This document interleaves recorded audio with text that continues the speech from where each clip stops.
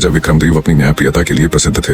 एक दिन एक वृद्ध साधु उनके दरबार में आया। साधु ने कहा, महाराज, मैंने 20 वर्षों की तपस्या से यह दिव्य रत्न प्राप्त किया है। इसे सुरक्षित रखने का भार अब आपको देता हूँ। राजा ने उस रत्न को स्वीकृत कर लिया। वह रत्न इतना चमकदार था कि दरबार में सभी की नजरें उस पर टिक गईं। राजा ने रत्न को अपने खजाने में रखने का आदेश दिया। उस रात राजा को एक स्वप्न आया। उसमें वही साधु दिखाई दिया और बोला, महाराज, मैंने जो रत्न आपको दिया वह एक श्राप से बंधा है। यदि उसका दुरुपयोग हुआ तो आपका पूरा राजवंश नष्ट हो जाएगा। सुबह राजा घबरा कर उठा और खजाने की ओर दौड़ा, परंतु जब वह खजाने में पहुंचा तो वह रत्न गायब था। राजा ने तुरंत अपने दरबारियों से पूछताछ की। तभी महामंत्री ने कहा, महाराज, हो सकता है साधु ही इसे लेने आया हो। वह साधारण साधु नहीं, कोई दिव्य शक्ति है। कुछ दिनों बाद राजा को खबर मिली कि पड़ोसी राज्य ने अचानक उनके राज्य पर आक्रमण कर दिया। राजा समझ गया कि यह सब साधु का श्राप था, लेकिन तभी एक चिट्ठी आई।